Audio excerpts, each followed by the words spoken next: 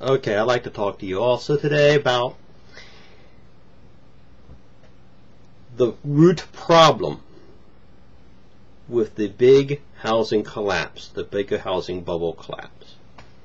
Now, recently I got in a tit-tat with one of the standard Democrats who assume and teach and promote the idea that it was big business, greedy big business that were the root of the problem. And that those poor Democrats were just trying to stop them. Lack of regulations, that's what it was, lack of regulations. Because everyone knows you need regulations to tell companies not to give loans to people who can't afford them. First off, let's just put all the political spin aside and ask some really basic questions. If you're a lending company and you lend money, isn't a big part of your profit the act of actually collecting money from the people you lent the money to? Hopefully so that you get back not just what you lent, but the interest on it. Isn't that the whole premise of your business? So why would you, at any point, want to give money to people who can't afford to pay it back? Do you want to poison your own assets? Is that the goal? Of course not. So something must have compelled them to give loans to people who can't afford to pay them back, to create all sorts of snazzy tricks so that people who couldn't afford something would get the money, be able to afford it, quote unquote. Things like variable loans, variable interest loans.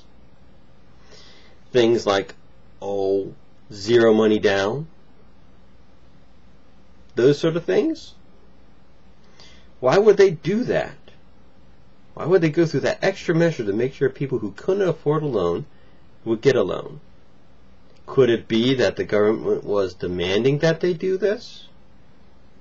Could it be that certain organizations like Acorn was harassing them, requiring that they give loans to people who can't afford them?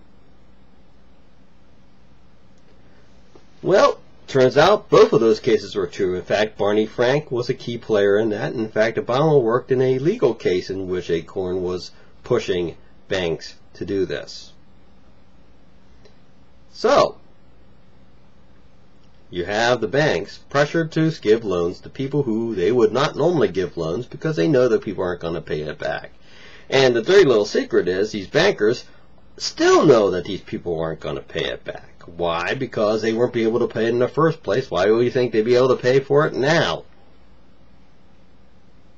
So they have to do something to make this profitable. Otherwise, they're bound to go out of business. They can't afford it. So they have to make these bad loans into what looks like a good loan, or what they hope would be a good loan. Sort of like making a poison fruit into a good fruit. Well, if you have a big bucket of poison fruit, people go, ew, I'm not touching that. They're all rotten. But if you bury that fruit in the bottom of a bucket of good fruit, then you can say, hey, buy this. And even if the person sees that rotten fruit in there, hey, guess what? There's still a lot of good fruit around it, so it's still a good deal to buy that bucket, right?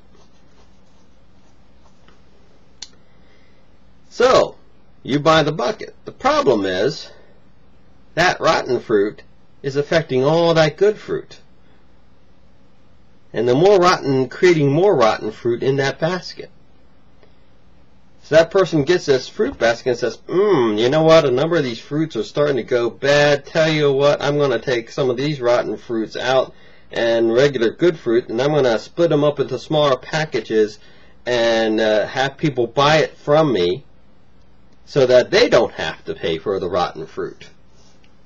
So now you've spread the rotten into the industry, and that other people have bought into it. Because they see good fruit in there too, and they're focusing on the good fruit, and they're forgetting that all this rotten fruit is in there.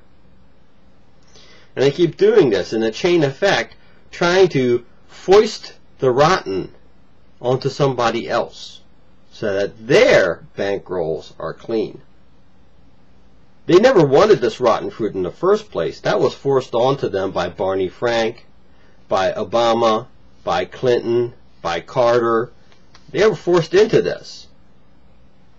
Now, this was foreseen to be a problem. Why? Because President Bush tried to stop this. For 8 years tried to stop this and was stymied by the Democrats. You just don't care about poor people, was the argument. And Fannie Mae and Freddie Mac are just fine. Why? Because Fannie Mae and Freddie Mac had promised all the banks doing this, yes, we're forcing you to give loans to people you don't want to give loans to, but trust me, it's okay. The government will support these loans. So it's okay to have this poison rotting fruit in your economic basket, in your stock portfolio, because we're going to cover it. We, the government, are going to cover it. It's okay. The problem is, the more rotting fruit, the more the government promised to cover. And when somebody somewhere along the line said, okay, well, we have all these loans out, where's the money coming in? I want to collect that money now. So the payments, let's collect the payments. Oh, wait one second, no one's paying off these rotting fruits. The whole thing starts collapsing. You just start doing foreclosures, things start skyrocketing, things start crumbling. All these funds that they've created to hide the rotting fruit now start falling apart, start dragging down good loans with them. And the government says, well, we're responsible for covering it. We promised them all this. Well, now everything's falling to pieces. We need to get money into the system now. We now have TARP. Common sense tells you that the banks would have no legitimate reason or interest in giving loans to people who can't afford them. The whole housing bubble, which has been blamed on the industry's corruption and greed, because after all, any greedy person you know goes to someone who doesn't have any money and uses them to get money, right? This all hails from the federal government and regulation. The idea that, oh, they weren't regulated, that's why it happened. Well, you know what? The problem was that they were regulated and forced to do things that they would not normally do.